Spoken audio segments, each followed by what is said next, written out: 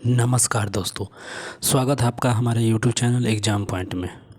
हम फिर से हाजिर हैं एक नए टेस्ट सीरीज़ के साथ। यह प्रैक्टिस सेट मैथमेटिक्स रिलेटेड है। भारत भर के आगामी जो भी एग्ज़ाम हैं जिनमें मैथ पूछे जाएंगे उनके लिए यह महत्वपूर्ण होने जा रहा है। ऑलरेडी बहुत सारे सेट्स अपलोड हैं। आज हम लोग सेट नंबर 8 देख रहे हैं। इससे पीछे वाले जो सेट्स हैं उसको लिंक डिस्क्रिप्शन बॉक्स में या प्लेलिस्ट में आप जाकर उसे चेकआउट कर सकते हैं।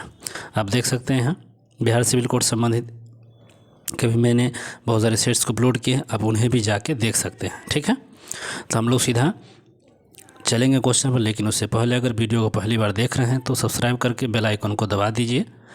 हो सके तो लाइक शेयर कमेंट कर दीजिए। ये सब कर सकते हैं आप लोग, इसमें कुछ नहीं जाता है। तो चलेंगे सीधा क्वेश्चंस पे। 25 क्वेश्चन को हम लोग देखेंगे, बहुत महत्वपूर्ण रहेगा। कोई समस्या हो, कोई प्रॉब्लम हो तो आप कमेंट कर सकते हैं। जो क्वेश्चन समझ में नहीं आया उस क्वेश्चन के बारे में। तो चलेंगे सीधे क्वेश्चन पर। आइए क्वेश्चन नंबर देखते हैं हम 1 से। तो हमारा क्वेश्चन क्या है देख सकते हैं। 18 सेब क्या है सर? 18 सेब का पेड़, 21 आम का पेड़ और 39 संतरे का पेड़ है। ठीक है, यहाँ पर देख सकते हैं संतरे का पेड़ पंक्ति में ऐसे लगाए जाते हैं कि प्रत्येक पंक्ति में पेड़ों की संख्या समान है। समझ में आ रहा है। और पंक्ति में केवल एक ही किस्म के पेड़ है। ठीक है, पंक्तियों की न्यूनतम संख्या कितनी होगी जिनमें पेड़ की संख्या लगाए? न्यूनतम संख्या पूछ रहा है, इसका मतलब समझ गए HCF पूछा जा रहा है। ठीक है, HCF। ठीक है, लघुत्तम समवर्तक। तो निकाल दीजिए ना 18, 21 और 39 का HCF क्या हो जाएगा सर?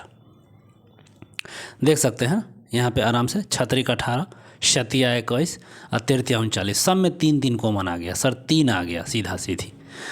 ठीक है, तो हमको यहाँ आ रहा है 3। ठीक है, मौसम क्या आ रहा है 3 और पंक्तियों की न्यूनतम संख्या पूछी जा रही है हर पंक्तियों में। इसका मतलब यहाँ पर हम 18/3, 21/3 और 39/3। तो 18 3 छक तो 6 जोड़ 3 7 और 13 39, 13 7 20 6 26। हमारा आंसर सर 26 आ गया। न्यूनतम संख्या पूछी, इसमें मन एक ही किस्म के था और न्यूनतम संख्या पूछा जा रहा। तो हमारा जो बी आंसर है करेक्ट हो जाएगा। देख लिए 1 नंबर या 51 नंबर कहिए, इसका बी करेक्ट हो गया। चलिए 52 आइए या 2 नंबर पे आइए। 2 नंबर क्वेश्चन को देखते हैं। क्वेश्चन क्या है? 15,771 को एक निश्चित संख्या से विभाजित करने पर भागफल, देखिए भागफल और शेष इतना है। आपको भागफल, शेष और आप पूछा गया है भाजक, भाज्य भी दिया है, भाजक पूछा। एक सूत्र होता है सर, भाज्य बराबर भाजक गुणे भागफल और जोड़ शेष, सूत्र होता है, बिल्कुल आप लोग को मालूम है। तब भाज्य बराबर भाजक गुणे भागफल जोड़ शेष, ये फार्मूला है, आपको मालूम है। बस उसी पर इसको यहाँ बैठा देना है सर। तब 15,971 इजकल टू ले लीजिए। और हमारा पूछा क्या गया है सर? यहाँ पे भाजक ही पूछा गया और भाज हमको दिया हुआ। तो लिख लीजिए यहाँ भाजक गुणे भागफल कितना है? तो 55 और जोड़ हो जाएगा हमारा 21। ये 21 इधर में घटा दीजिए, कितना आ जाएगा सर? -21 और टोटल मान हम सीधे बट्टा ले रहे हैं सर, समझ गए होंगे आप शायद। और यहाँ 55। तो 15,021 घटाइएगा तो 9 0 और 5, समझ में आ ही गया 21। यहाँ देखिए 55, इसको पूरा कट के जाएगा सर। कितने बार में कटेगा? तो 290 बार में। ठीक है सर, आप काट लीजिएगा, कोई दिक्कत नहीं होगा और आपको मिल जाएगी। तो 290 हमारा कहाँ है? देखिए यहाँ डी पे आंसर मिल चुका है। बहुत आसान था, सूत्र पे ही था, बिल्कुल कुछ नहीं थी। चलें आगे चलेंगे, आई होप समझ गए। क्वेश्चन नंबर 53 देखिए। एक वस्तु को 15% लाभ पर 230 रुपये में बेचा गया और इसे 210 में बेचने पे होने वाले प्रतिशत लाभ या हानि पूछा गया। यहाँ पर सेलिंग प्राइस दिया है और प्रॉफिट दिया हुआ, तो इससे आप निकाल लीजिएगा 230 करमूल मान लीजिए। और उसका 15% पूछ रहा है लाभ सर, 115/100। समझ में आ गया है? कुछ नहीं इसमें है, लॉजिकली है, कुछ समझना भी नहीं है विशेष। इसको काट के निकालिएगा तो 200 रुपया आ जाएगा सर करमूल। अब पूछा है 210 में बेचा गया, यहाँ CP है और SP है, तो कितना का हो गया सर? 10%, 10 रुपया का लाभ। 10 गुने 100 बटा करमूल 200, 2 सोना कट गया 5% का। देख रहे हैं 5% का लाभ आ रहा है कितने? D में। बहुत आसान से बन जाता है, कुछ है ही नहीं। चलते हैं, समझ गए हूँ आई होप। चलिए 54 पाइए। अर्थात 4 नंबर पे 10 वर्ष पहले पति और उसकी पत्नी की औसत उम्र 42 वर्ष है। 10 वर्ष पहले कह रहा है। किसका किसका? एक पति है, पत्नी है, उनकी। अब परिवार जिसमें पति पत्नी और उसका पुत्र भी शामिल, एगो पुत्र भी आ जाता है, तो उनका जो औसत उम्र है 39 हो जाता है। तो पुत्र की वर्तमान उम्र की पूछा जा रहा है सर। इसका मतलब 10 वर्ष पहले बात हो रहा था सर। क्वेश्चन को समझ रहे हैं? 10 वर्ष पहले। तब पति पत्नी की जो वर्तमान उम्र का योग क्या हो जाएगा? अब सीधा से निकाले। 10 वर्ष पहले है तो 42 दिया हुआ है ना सर। 42 औसत में 42 था और 10 वर्ष पहले, तो अभी वर्तमान में पूछ दीजिएगा तो कितना हो जाएगा सर? हम फास्टली थोड़ा कुछ कैलकुलेशन है जो आपको माइंड में ही खुद करना पड़ता है, लॉजिकली समझना है ना सर। मैथ है, उतना टाइम तो लगाना नहीं पड़ेगा ना। तो 42 + 10, 10 वर्ष पहले, लेकिन वर्तमान में क्या होगा? अभी तो 10 इसमें जोड़ दीजिएगा ना। उसका क्या कह रहा है सर? दुगुना। पति बस पर पहले तो पति शामिल होते हैं, उम्र ज्ञात करना है ना। तो मैंने सॉरी 10 वर्ष पहले, तो अभी वर्तमान में 2 आदमी है तो इसको 2 से गुना करेंगे तो वर्तमान उम्र निकल जाएगा सर। पति पत्नी की वर्तमान उम्र का योग निकल जाएगा टोटल, कोई दिक्कत नहीं है। पति पत्नी और पुत्र का देखिए, इन तीनों का दिया है 39, यहाँ 3 है तो 39 दिया कितना हो जाएगा? 139 दिया 117, 171, 117 सर। 117 हो गया, ठीक है। 39 दिया, ये आ गया। अब तीनों का वर्तमान उम्र आ गया। पति पत्नी का उस समय का था 10 वर्ष पहले, उसका भी वर्तमान उम्र है, बस घटा दीजिए। 117 घटे, ये हो जाएगा 52। अब 52 जोड़ 104 घटा दीजिए, बहुत आसान आ जाता है, बहुत जल्दी बन जाता है। 13 वर्ष। देखिए सर 20 10 समझ गए हो ना। 10 वर्ष पहले पति पत्नी की उम्र पूछा रहा, उसकी औसत में 42 देता। अभी क्या हो जाएगा? तो 10 10 दोनों जोड़ दीजिए तो 10 52 हुआ। 2 आदमी है तो दुगुना कर दीजिए, अभी वर्तमान निकला। फिर तीनों का बच्चा का भी निकाल लिए तो उन तीनों का भी वर्तमान निकला, 117 हो जाएगा। बस बच्चे का पूछा है, पुत्र की वर्तमान उम्र पूछ दिया, 13 वर्ष का था, बात खत्म। समझ गए? 54। आगे चलिए 55। 55 में क्वेश्चन नंबर को देखिए सर। 55 में क्वेश्चन क्या है? हमें 7 और 9 में से प्रत्येक में कितना जोड़ना चाहिए? हमें 7 और 9 में से प्रत्येक में से कितना जोड़ना चाहिए कि इस प्रकार बनी दो संख्याओं का अनुपात कितना हो जाए? 13 14 हो जाए। कितना? 13 14 हो जाए। तो कह रहा है 7 में से क्या? देखिए इसको 2 तरीके से आप बना सकते हैं। अनुपातिक राशि x भी मान लीजिए, हम थोड़ा लॉजिक फास्ट बनाएंगे। x + 7, 9 + x अनुपात है 13/14। बस इसको कैलकुलेशन आपको करना है सर। कैलकुलेशन करिए। 64 98, यहाँ देखिए सर, इधर इधर इधर लिखिए 98। 64 98 14x है, इसको 14x है। और ये देखिए 13 117, इधर आएगा, इधर माइनस में आइए, -117, इधर 14x -14x, इधर +13x। तो 117 में से 98 गई थी, यहाँ 2 लीजिए तो 19 -19, और यहाँ देखिए -14 + 13 है तो यहाँ माइनस हो जाएगा -1x। तो मतलब x का वैल्यू कितना आ गया सर? 19। अभिष्ट संख्या 19 कहीं आ गया, देखिए ए इज द करेक्ट। समझ गए? बहुत आसान था 55 का। ये जो पूछेगा उसको निकाल लेना है, बात किसमें है क्या। चलिए आगे चलते हैं 56 पे। 56 में क्या है? एक समबाहुभुज के शीर्ष पर बने अंतःकोण और बाह्य कोण का अंतर 140 है। यहाँ देख लीजिए सर, सॉरी क्वेश्चन को थोड़ा और लाते हैं। अंतःकोण और बाह्य कोण का अंतर दिया हुआ 140, ठीक है। तो बहुभुज की भुजाओं की संख्या पूछा है, समबाहुभुज है सर। क्वेश्चन को समझ रहे होंगे। एक अंतःकोण का देखिए, एक रैखिक युग्म जो बनता है शीर्ष पर, अंतःकोणों का मान ही है जब पूछा जा रहा है। ऐसे जो रैखिक युग्म बनता है उन दोनों का योगफल 180, मतलब एक रैखिक युग्म बन गया है, एक रैखिक युग्म सीधा बनाते 180 डिग्री होता है। उसमें भी समबाहुभुज के शीर्ष पर जो, मान लीजिए इस तरह नहीं बनता है, इस तरह मान लीजिए केंद्र है, तो इसका जो टूटा होता है 180, लेकिन इसके शीर्ष पर जो कोण बना वो दिया हुआ 180। तो इसका मतलब आप तो समझ ही गए हैं, शीर्ष पर दिया 180 डिग्री है तो 180 बाह्य कोण कैसे निकालिएगा? तो 180 में से 140 घटाइएगा तब ना निकलेगा बाह्य कोण, ठीक है ना। और उसका अंतःकोण है तो अभिष्ट 2 कोणों का योग युग्म के बराबर है, तो बट्टा 2 कर देंगे तो 40 और बट्टा 2 तो 20 डिग्री। तो पहला नंबर आ गया, 20 डिग्री आ गया। अब बहुभुज के भुजाओं की संख्या पूछा गया, कितना पूछा भाई? तो जब ये कोण निकल गया तो टोटल होता है 360/20, 0 कट गया 18। ए इज द करेक्ट आंसर। समझ गया आई होप। चलिए तो 56 के ए। 57 है 2 संख्याओं का योगफल। गौर से सुनिए, अंक संख्या x + y 30 ले लीजिए नाम से ही, और उनके व्युत्क्रमों का भी योग दिया है, तो दोनों संख्या को ज्ञात करिए सर। देखिए ऑप्शन से भी बना सकते दो संख्या, देखिए योगफल है भी, योगफल है भी, योगफल यू भी, लेकिन उसका व्युत्क्रम का योग करिएगा ना तो 6/25 आएगा। 25 कब आएगा? जब नीचे में लॉस ऑफ 25 कब आएगा सर? इसका मतलब ई दोनों में लग रहा है 25। देखिए ऑप्शन से देखिए 25 नीचे में आएगा, ई दोनों का लॉस ऑफ 25 ही होगा, कट जाएगा। तो देखिए योगफल तो ये निकल गया, ये तो संतुष्ट कर गया, लेकिन योगफल ले लीजिए, अब इसी को जोड़ लीजिए सर, 1/5 जोड़ 1/25, नीचे तो 25 लॉस हो ही है, क्या 25 के 5 1 1, देखिए 6/25 आ गया। इसका मतलब सर ऑप्शन से मेरा सही हो गया, कुछ करना ही नहीं था। क्या नहीं करना था? कुछ नहीं करना था। 57 का सी, समझ गए। चलिए आगे 58 नंबर क्वेश्चन क्या है? रिंकू दीपक की तुलना में दुगना कुशल है। जो रिंकू है ना, दीपक की तुलना में दुगना, अगर ये 2 दिन में करता है तो 1 दिन में कर लेता है बेचारा, और वो एक साल जब काम करता था 28 दिनों में पूरा, दोनों मिल के करता था 28 दिनों में, लेकिन वो दुगना है। इसका मतलब अगर ये मान लेते हैं सच्चों का 28 लीजिए ना, सच्चों का 28, ये दुगना है, कुशल है। ये 14 दिन लेता है तो 7 दिन में कर लेता है, ये 21 दिन लेगा तो दुगना है, तो 14 दिन में वो काम कर लेता है, ठीक है ना। तो समझ रहे हैं, दुगना कुशल है। तो कोई किसी को मान लेते हैं, ठीक है, दोनों का, लेकिन A+B टोटल सॉरी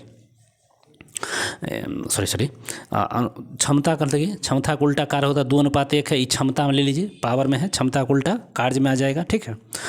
कुल होता है 3 और हमारे पास 28 दिनों में उसने पूरा किया, तो जो कुल कार्य हो जाएगा सर 28 दिया कितना हो जाएगा बताइए? 81 काम, कुल कार्य 81 होता है। अनुपातिक सम बना रहे हैं, आप समझ ही गए हैं।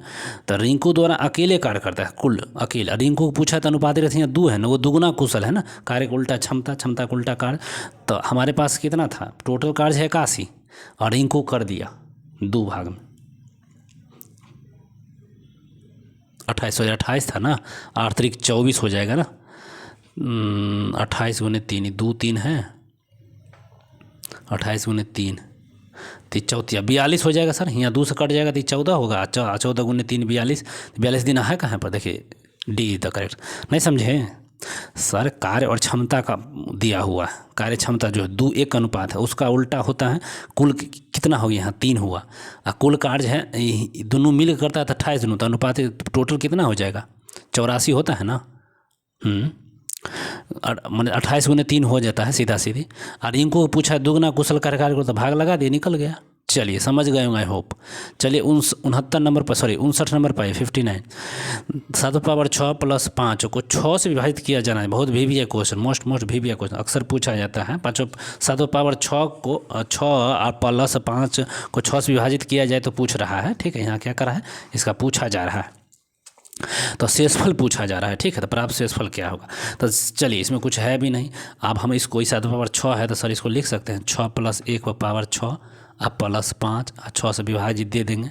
इतना तो समझ गए, नहीं दिख रहा है? चलिए लाते हैं लाल, इतना तो समझ गए, समझे? ऐसे तो इसको दर्शा सकते हैं, कोई दिक्कत नहीं है आपको? कोई दिक्कत है तो बताइए।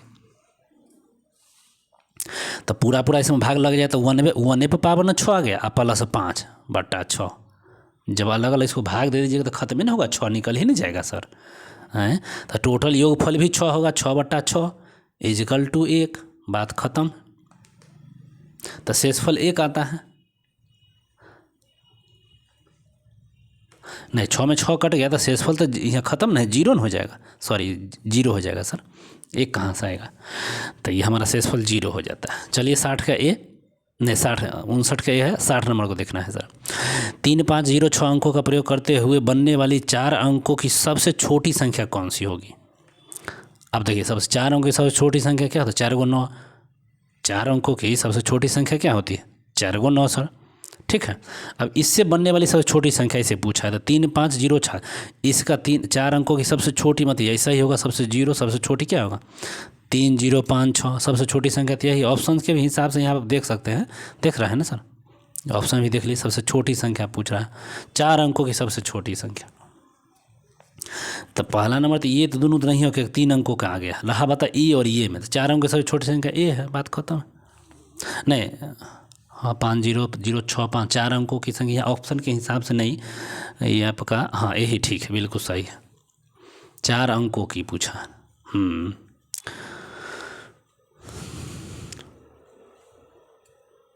सॉरी तो 56 हो जाएगा ना, 30 56, आई 35 56 है, तो यही ना होगा हमारा, क्योंकि 3500 है, 30 है, तो ये बड़ा होगा। ठीक है, चलिए 61 नंबर भी देख लीजिए साथ ही साथ। 61 नंबर क्या है, दो संख्याओं के मौसो और लौसो। देखिए मौसो लौसो दिया है, एचसीएफ और एलसीएम दिया हुआ है, और पहली संख्या को क्या कह रहा है, यदि पहली संख्या को 3 से विभाजित किया जाता है तो भागफल 75 आता है।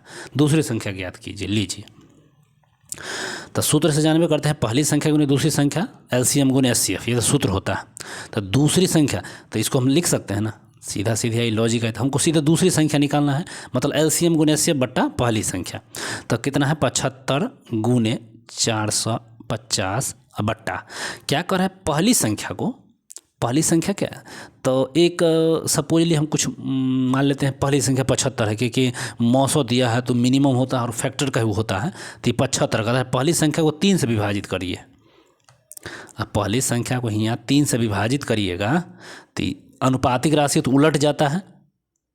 कहने का मतलब ये इस तरह से होता है, भाग देना होता है ना, 1/3 करके होता है, सॉरी ये देखिए हटाइए, यहाँ पे ये 1/3 करके ऊपर हो जाएगा। तो ये 3 जो 75/3 था ना, नीचे उलट को 3 यहाँ आ जाता है, सीधा सी लॉजिक है। तो काट दीजिए, सब तो कट ही गया 150 बार में, 150 कहीं है, लीजिए आ गया।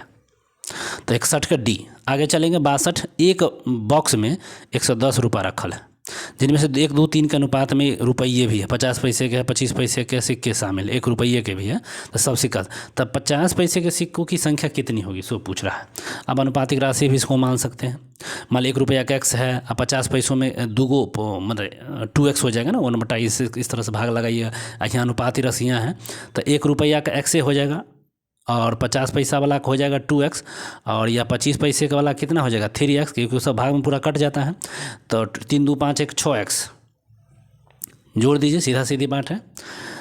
तो इसका 1 से गुना करना है, इसको 2 से गुना करना है, और इसको 3 से।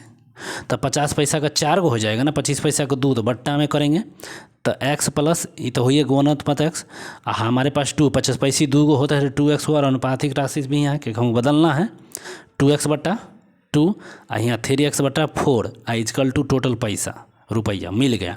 4 लॉस ले लीजिए, हम थोड़ा जोड़ ही लेते हैं सर, ये 4x हो जाएगा यहाँ पे, लीजिए 4x, 2 दूनी 4, यहाँ हुआ तो यहो हो जाएगा 4x, 4 कम 4 3, 4 4 8 3 11, 11x बराबर और 110, 11 11 ख़त्म हो गया सर 40, x इजकल टू 40 आया वैल्यू। और पूछा है 50 पैसों की सुखी संख्या, अनुपातिक राशि हमारा कितना है 50 पैसों का 2 है ना, वहाँ 2x दुगना हो जाएगा, 80 हो गया। 80 कहाँ ए में, देखिए मिल गया हमारा, 80 कहाँ मिल गया ए में, ठीक है, 80 हमारा ए में मिल चुका है। चलिए आगे चलते हैं। 63 नंबर देखिए, किसी धनराशि को चक्रवृद्धि ब्याज उधार पर उधार दिया गया, चक्रवृद्धि ब्याज उधार दिए हैं, वह पहले वर्ष की समाप्ति पर 500 रुपया, दूसरे वर्ष की समाप्ति 550, चक्रवृद्धि ब्याज की वार्षिक दर पूछ दिया। पहले वर्ष में आपको कितना मिला है सर, पहला वर्ष में आपको कितना मिला 63 में, तो देखिए तो सीधा सीधा अनुपातिक राशि है, तो दर बराबर हम सीएम जब इस तरह से क्वेश्चन आता है तो लॉजिकली ट्रिक है सर, C2 - C1 बट्टा C1 कर दीजिए। तो 550 घटे 550 घटे 500 बट्टा 500, तो 50 बट्टा 500, और परसेंट निकालना है तो 100 से गुना करेंगे ना जी, बात खत्म है। 10%, 10% का है ए में, बहुत हलवा क्वेश्चन था, निकल गया। चलिए 63 का ए। आइए 64 पर सर, 24 सेंटीमीटर 16 सेंटीमीटर और 16 सेंटीमीटर ऊंचाई वाले घनाभ है, लंबाई चौड़ाई ऊंचाई दे है, उसको पिघला दिए हैं, वो घनाभ को पिघला के वो घन बना दिए, बनाया जा सकता है। 8 सेंटीमीटर भुजा कितने घन, तो इसका जो है ना, इसका जो क्या है घन का, ये जो घन का आयतन होता है वो घनाभ के आयतन से भाग लगा दीजिए, कि बड़का में छोटका से छोटा छोटा काट कर रख दीजिए। तो 24 गुने 16 गुने 16, और घन का मतलब 3 वो एल गुने एल क्यू होता है, लीजिए 8 दूनी 16, 8 दूनी 16, 8 त्रिक 24, 2 दूनी 4 तिया 12, 12 को बेचारा घन बन गया, 12 कहाँ है तो डी में मिल गया 64 का। समझ गए, बहुत आसान था। 65 आइए, हीना 110 किलोमीटर प्रति घंटे की चाल से चलने वाली ट्रेन द्वारा एक निश्चित दूरी तय करती है और 50 किलोमीटर प्रति घंटे की चाल से चलने वाली कार के द्वारा समान दूरी तय करके प्रारंभ बिंदु पर वापस लौट आती है, ठीक है। और पूरी यात्रा के दौरान उसकी चाल बताना है, ठीक है। तो हीना 110 किलोमीटर प्रति घंटे, यहाँ आपको चाल दिया हुआ है, वेलोसिटी दी हुई है। तो अभीष्ट चाल क्या हम लोग पढ़ते हैं, अभीष्ट चाल या औसत चाल पढ़ते हैं ना, 2 इंटू V1 इंटू V2 गुने, तो 110 लीजिए यहाँ पर, गुने एक और V2 कितना है तो 50 पर है। अब बट्टा इसका जोड़ होता है दोनों का योगफल, तो 160 ले लीजिए यहाँ पे। 0 बेचारा ये कट गया, ये हो 160 है, 2 से कटेगा तो ये 8 हो जाएगा, ठीक है। इस टोटल का अभिष्ट औसत पूछा है ना जल, 11 × 5 = 55 और बट्टा 16, सॉरी 50 था, ये 0 हो जाएगा। ये पूरा भाग देते हैं तो हम लोग आता है 68.75, 68.75 बी में आ गया सर। औसत चाल पूछा था ना, औसत चाल का फॉर्मूले होता है ना सीधे ही, तो 2 × x1 2x2 बटा x1 + x2, औसत चाल निकल गया। चलिए तो 66 पाइए सीधा दौड़ल। क्वेश्चन क्या है, दी गई तालिका में हवाई जहाज से सवार यात्रियों की संख्या और उनका संगत वजन किलोग्राम दर्शाया गया है। यात्रियों की कुल संख्या 40 है, क्या पूछा 40, और तालिका का आधार पर नीचे प्रश्न देना है, ठीक है।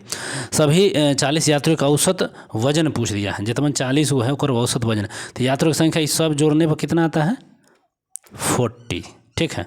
और वजन का पूछा, सभी 40 यात्रियों का वजन का औसत है, सबको जोड़ दीजिए, 0 0 5 8 5 13 13 2 15 5 20 के 0 हासिल 2 4 2 6 6 7 13 13 7 20 7 27 27 और 6 27 6 33 33 और 9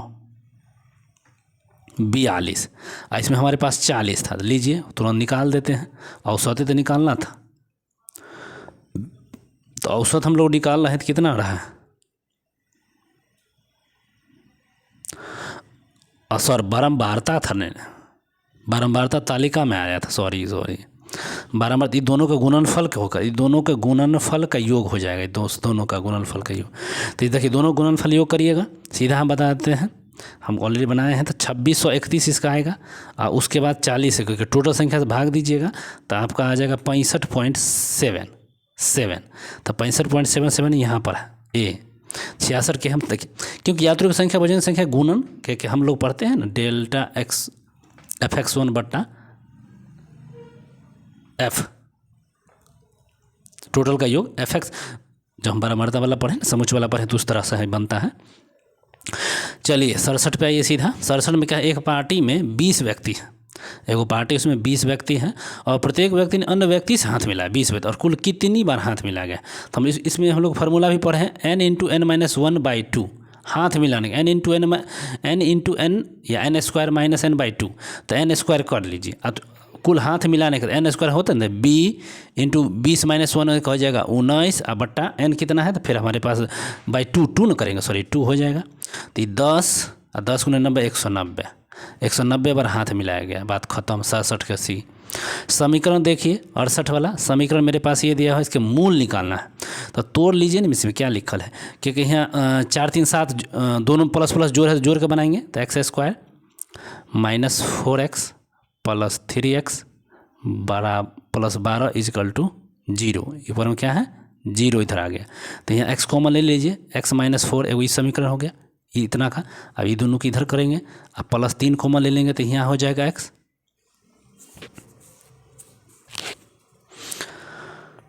जोड़ने से बनेगा और गुणनफल से उधर बनेगा, तो दोनों को जोड़ेंगे तो यहाँ माइनस हो जाएगा, तो -3 यहाँ कॉमन ले लीजिए, तो x - 4 ये भी हो गया बराबर 0, ठीक है। तो एगो हो गया x = 4, एगो हो गया x - 3, 4 3 आ गया, ए इधर करेक्ट आंसर। समीकरण ही था, तोड़ना था, बहुत आसान था, बन गया, कोई बड़ी बात नहीं थी। तो हमारा आंसर कितना आ गया 3 4 ए। चलिए 69 पे ये सीधा, बहुत आसान क्वेश्चन थे। यदि 2 - 2 और 1 है 5, 2 1 वर्ग के 2 क्रमागत शीर्ष हैं, तो वर्ग की प्रत्येक भुजा की लंबाई पूछ दिया है। अब 2 क्रमागत शीर्ष दे दिया है, ठीक है। तो भुजा की लंबाई का फॉर्मूला को मालूम है ना, मान लीजिए एक इधर वर्ग है और इसका एक बिंदु दोनों दिया हुआ है, 2 - 2 अब 5 2, ठीक है, 2 - 2 और 5 2 दोनों दिया हुआ है, ठीक है। और दो बिंदुओं के बीच की दूरी की होता है ना, अब तो पढ़े ही हैं बिल्कुल।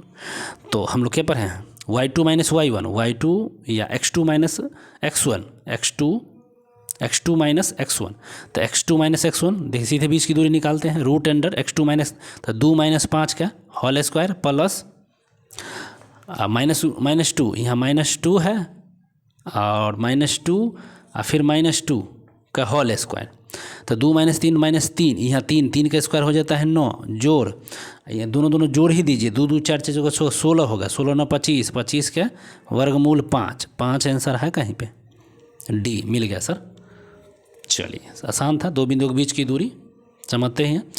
चलिए तो हमारा आ जाएगा 70 नंबर क्वेश्चन। 70 नंबर बहुत लाजवाब क्वेश्चन है। 120 ग्राम चावल का क्रय मूल्य 150 ग्राम चावल का विक्रय मूल्य का लीजिए, तो ये दोनों को बराबर है तो कर दीजिए, नहीं याद रखिएगा ये क्रय मूल्य है और ये विक्रय मूल्य है, तो ये मतलब कॉस्ट प्राइस है और सेलिंग प्राइस है, तो यहाँ कट सकता है, 0 0 खत्म हो जाएगा, 3 चौका 12 3 5 15, मतलब 4 CP इजकल टू 5 SP, तो इसका मतलब CP बट्टा SP कितना हो सकता है 5/4। इसका मतलब क्रय मूल्य ज़्यादा है विक्रय मूल्य कम है, तो इसका मतलब क्या हुआ, हानि हुआ, हानि गुने कितना 100 अब बट्टा क्रय मूल्य आपको कितना है 5, क्रय मूल्य ज़्यादा विक्रय मूल्य कम, तो हो गया ना 20% की हानि, तो 20% की हानि पहले में आ गया, 70 का ए, कुछ नहीं था, समझ में आ गया। चलते 71 पाइए।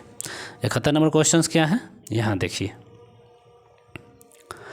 71 नंबर क्वेश्चन है, एक रेलगाड़ी 75 किलोमीटर प्रति घंटे की चाल से क्या कर रहा है, 75 किलोमीटर प्रति घंटे की चाल से चल रही है और इस रेलगाड़ी 64 सेकेंड में तय की गई दूरी पूछ दिया। आप यहाँ पर किलोमीटर दिया हुआ, किलोमीटर को आपको मीटर में बताना है, पहले तो हमको देखना है आंसर क्या है किलोमीटर में, इसका मतलब हम इस सेकेंड को ही चेंज कर देंगे, सेकेंड को हम चेंज कर देते हैं, ऐसा नहीं हो सकता है, हाँ 3600 से भाग दे देंगे, तो 4 गुने समय करेंगे दूरी निकल जाएगा, इसको 45 गुने 64 अब बट्टा 3600 से भाग दे देंगे, क्या दिक्कत है, 45 गुने 64 करिए ना, तो 500 ते 35, 5 दूनी 10 और 0 और 5 9 45, ये कट रहा है, 9 है 72, देखिए 0 से कट गया पूरा पूरी, 4 दूनी 8 ऐसे कटा है, 4 कम 4 2 जाता है तो 4 6 24, ये 2 से कट जाएगा तो 8 है 0.0 0.8 किलोमीटर, देखिए सीधा सीधी मिल गया, तो 71 का डी हो जाता है। चलिए समझ गए होंगे। 72 पाइए, उस समांतर श्रेणी का 9वां पद ज्ञात कीजिए जिसका पहला पद 5 और सर्वांतर डी है। समांतर है, एपी का फॉर्मूला पूछ दिया, एपी का ऐसे होता है ना, ऐसे होता है TN equal to A + n into D, ठीक है, TN होता है योग होता है, n पदमा पद का योग, A पहला पद होता है, तो हम यहाँ लिख ही सकते हैं TN A + n-1 into D. 9वां पद पूछा है, सीधा सीधे ये पहला पद क्या पूछ दिया है तो 5 दे दिया, प्लस nवां पद है 4 है तो 4 - 1, 9वां पद पूछा है तो 8 9 - 1 हो जाएगा और सर्वांतर 4 है, अब ऐसा 5 और 9 - 1 8, 8 चौक 32 और 32 5 37, देखिए यहाँ सीधा आंसर निकल गया, 37 निकल गया, बहुत सुंदर, वाह। 73 देखिए, श्रेणी की माध्यिका निकालना, माध्यिका कैसे होता है, तो n कितने हैं सर 5, n जब 5 है, जब इसको सजा दीजिए पहले 1 2 2 के बाद 4 5 8, ये 5 संख्या, तो जब विषम संख्या हो, जब सीधा विषम संख्या हो तो n + 1/2वां पद सीधा निकाल लीजिए, बात खत्म, n + 5 तो 5 + 1 n + 2वां पद निकाल लीजिए, इस तरह से तो हो जाए ना 5 1 6 6/2 वहाँ पद, 6/2 मतलब तीसरा पद निकल, तीसरा पद कौन हो जाएगा तो 4 हो जाएगा, 4 और उसका 2वां निकाल देना, ठीक है, तो तीसरा पद कौन है सीधा 4 है, आंसर आ गया सर 4 कहाँ पे डी में, समझ गए। 73 बहुत सुंदर। 74 देख लीजिए, पहली 100 धनात्मक पूर्णांकों में से कितनी संख्याएं 3 या 4 से पूर्णतः विभाजित है, वाह, पहली 100 पूछ दिया है, ठीक है, पहली 100 धनात्मक पूर्णांकों में से 3 से पूर्णतः या 4 से पूर्णतः, इसका मतलब ऐसे तो 4 से ना 25 चौका 100, ऐसे तो 25 ऐसे संख्या होंगे, जैसे फिर धनात्मक पूर्णांकों में से पूर्णतः विभाज्य होगा 4 या 4 से पूर्णतः, अब कर रहा है 3 और 4 से पूर्णतः विभाज्य, मतलब दोनों का जो लॉसो होगा इसका मतलब 12 और 100 इसी शुरू से 1 से लेकर 100 तक पूछा गया है, तो इसमें 12 से भाग दे तो लग रहा है 12 × 96, मतलब 8 ही एक ऐसी संख्या होगी जो विभाजित होगी, 8 को ऐसा संख्या होगा, किससे कैसे? तो पहले तो 12 से, फिर 3 से विभाजित होने वाला, 3 से विभाजित, 4 से विभाजित होने वाला तो मान लीजिए 100/4 करेंगे तो 25 को, 3 से विभाजित होगा तो 100/3 करिए तो 33 को, 33 25, और दोनों को, दोनों 8 होगा तो 33 25 कितना हो जाएगा? 58, और 58 में से 8 घटाए तो 50 को सर। बहुत सुंदर, कितना हो जाएगा? 50, बी द करेक्ट आंसर। ठीक है,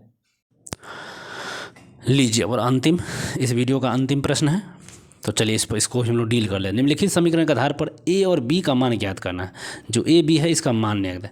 तो देखिए BA और B3 बराबर 57 है। इसको मतलब लेफ्ट हैंड और राइट हैंड बाय ऑप्शन से भी हम निकाल सकते हैं। देखिए 57 ए कह रहा है सर, अब कैसे हम इसको गुना करेंगे कि यहाँ पर एक ऐसा संख्या बैठा दीजिए। अच्छा मान लीजिए पहला ले लीजिए, 2 और 4 लेते हैं। देखिए पहले के हम लेते हैं, पहला ऑप्शन ही ले लीजिए सर।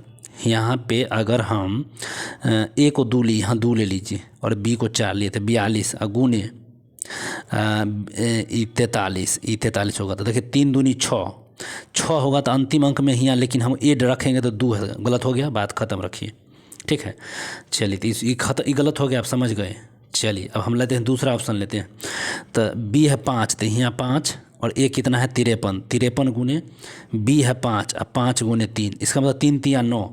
तो ये जो 57 और ए का मतलब 3 है, तो 3 3 9 लास्ट में यहाँ 9 आना चाहिए, लेकिन यहाँ पर 3 दिया आ जाएगा, तो इसका मतलब गलत हो जाएगा, बात खत्म है ये भी। अब लीजिए, समझ गए, बी गलत। सी नंबर को लीजिए। ठीक है, सी नंबर को हम लेते हैं। ए को लेना है 5, बी को लेते हैं 2 गुने 5 गुने, और हम बी है 2 गुने 3। अब देखिए सर 5 दिया 15, मतलब 57 और ए का मान है 5, तो 5 दिया 15 5, देखिए मिल गया, सी द करेक्ट आंसर। तो बस हमारा आज का यही तक वीडियो था। वीडियो कैसा लगा? अच्छा लगा तो एक दिल ज़रूर भेज दीजिए, बाकी अपने सारे दोस्तों ग्रुप में शेयर कर दीजिए। फिर मिलते हैं, पढ़ते रहिए, मस्त रहिए, व्यस्त रहिए। Bye bye.